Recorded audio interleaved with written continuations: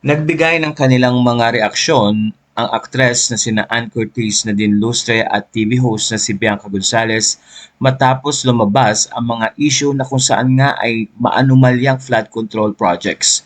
Sa gitna ng mga issues na ito ay talaga namang malalaking construction companies ang tila konektado at may kinalaman sa mga posibleng mali na kontratang kanilang ginawa, at ito nga ay para sa proteksyon at mabigyan ng maayos na infrastruktura lalo na pagdating sa pagbabaha. At dahil dito lumabas ang sari-saring mga issue at pati na rin mga pruweba kung sino ang mga taong may kinalaman sa nasabing korupsyon. Ayon kay Ann Curtis, nalulungkot siya at dismayado sa mga nangyayaring korupsyon sa Pilipinas matapos mapanood ang show ni Jessica Soho na kung saan ay itinapik ang nasabing issue. Ayon sa tweet ni Ann Curtis, when Ma'am Jessica Soho said hindi na pala baha ang magpapalubog sa ating bayan kundi kasakiman, sakit. Ito ang naging post ni Ann Curtis na kung saan ay napakarami nga ang napareact. Ayon naman kay Nadine Lustre, nakakagalit. Ito nga ay may kinalaman sa mga tax na kung saan ay ibinabayad ng mga Filipino para mapaganda ang serbisyo ng Pilipinas pero ninanakaw lamang ng mga korap na opisyal.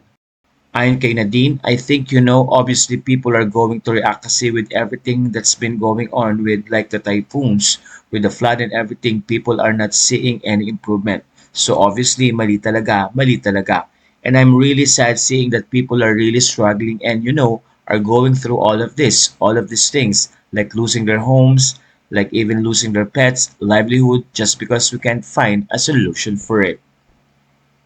Tapos syempre nakakagalit at nakakalungkot na makita na yung binabayad nating mga buwis sa ganoon lang napupunta. So I am not really very much updated on whatever it is that's going on. I am however aware of the budget for flood. Pero yun nga, nakakainis talaga.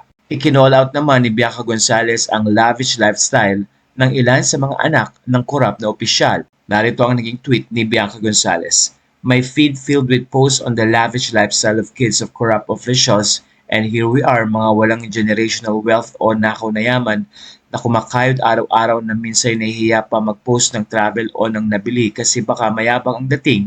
Paano ba to?